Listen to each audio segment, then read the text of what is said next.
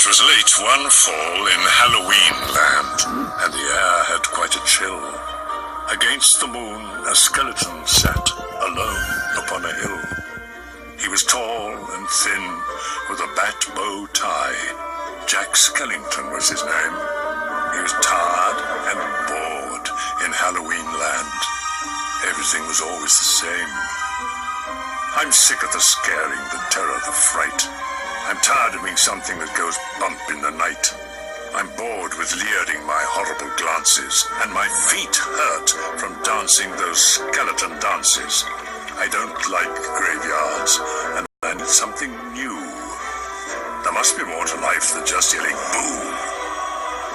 Then out from a grave with a curl and a twist came a whimpering, whining, spectral mist. It was a little ghost dog with a faint little bark, and a jack-o'-lantern nose that glowed in the dark. It was Jack's dog, Zero, the best friend he had. But Jack hardly noticed, which made Zero sad. All that night and through the next day, Jack wandered and walked. He was filled with dismay. Then, deep in the forest, just before night, Jack came upon an amazing sight.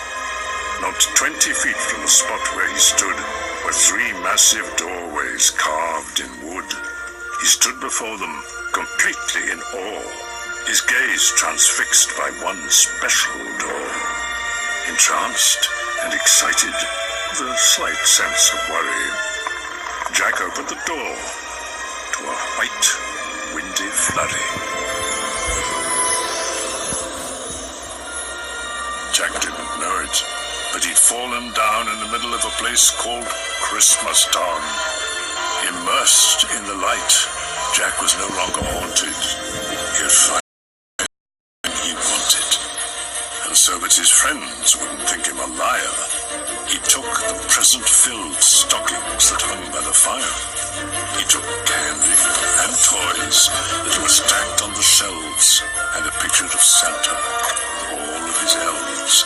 He took lights and ornaments, and the star from the tree, and from the Christmas Town sign, he took the big letter C. He picked up everything that sparkled or glowed. He even picked up a handful of snow. He grabbed it all, and without being seen, he took it all back to Halloween. Back in Halloween, a group of Jack's peers stared in amazement at his Christmas souvenirs. For this wondrous vision, none were prepared. Most were excited, though a few were quite scared. For the next few days, while it lightened, Jack sat alone and obsessively wondered, why is it they get to spread laughter and cheer while we stalk the graveyards, spreading panic and fear?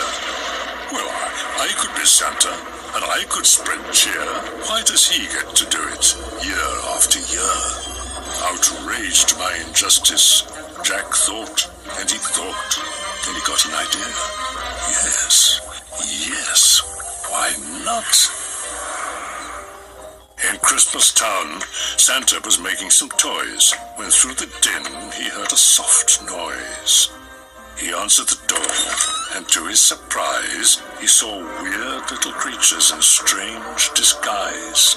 They were altogether ugly and rather petite. As they opened their sacks, they yelled, "Trick or treat!" Then a confused Santa was shoved into a sack and taken to Halloween to see Mastermind Jack. In Halloween, everyone gathered once more, for they'd never seen a Santa before. And as they cautiously gazed at this strange old man, Jack related to Santa his masterful plan. "My dear Mr. Claus, I think it's a crime that you've got to be Santa all the time. But now I will give presents, and I will spread cheer. We're changing places. I'm Santa this year. It is I who will say, 'Merry Christmas' to you. So you may line my coffin, creak doors, and yell, 'Boo!' And please, Mr. Claus, don't think ill of my plan. for I'll do the best Santa job that I can.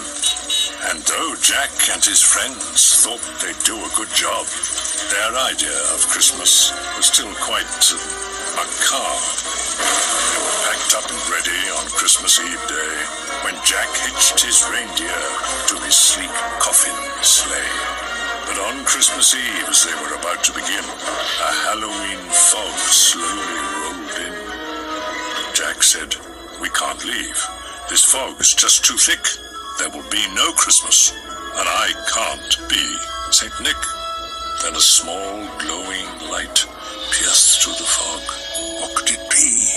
It was Zero, Jack's dog. Jack said, "Zero, with your nose so bright, won't you guide my sleigh tonight?" And to be so needed was Zero's great dream, so he joyously flew to the head of the team.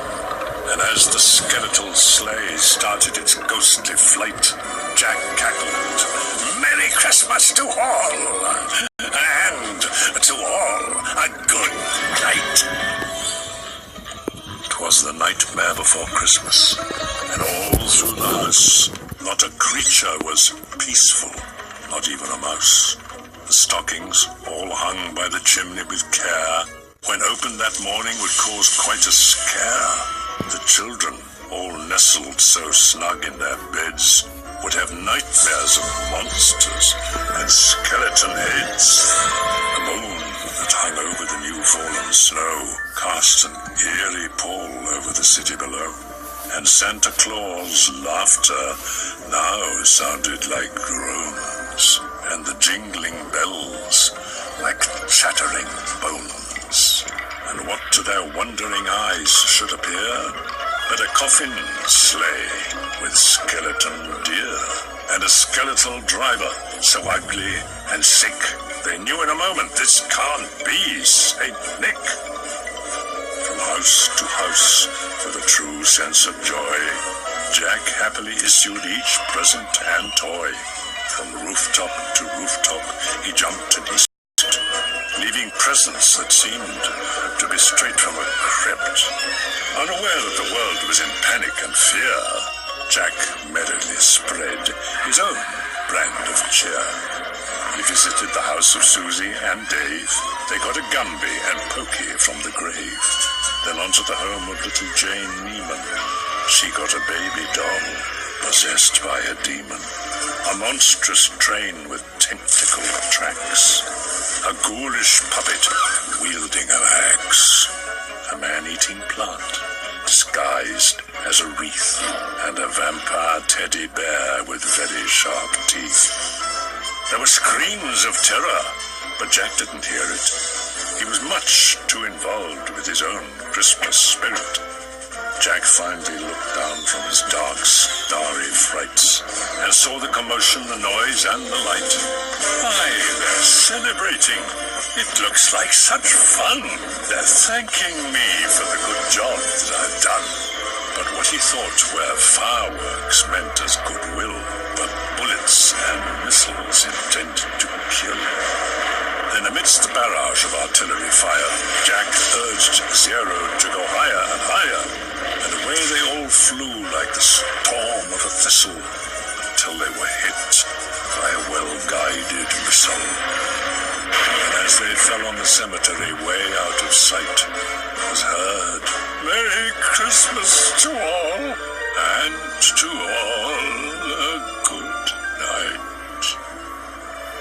Jack pulled himself up on a large stone cross, and from there he reviewed his incredible loss. I thought I could be Santa. I had such belief. Jack was confused and filled with great grief.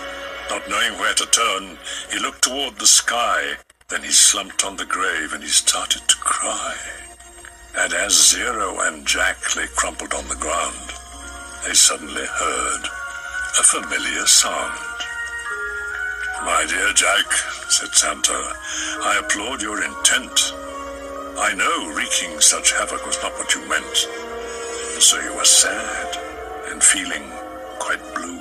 But taking over Christmas was the wrong thing to do. I hope you realize Halloween's the right place for you. There's a lot more, Jack, that I'd like to say, but now I must hurry, for it's almost Christmas Day. Then he jumped in his sleigh, and with a wink of an eye he said, Merry Christmas, and he bid them goodbye.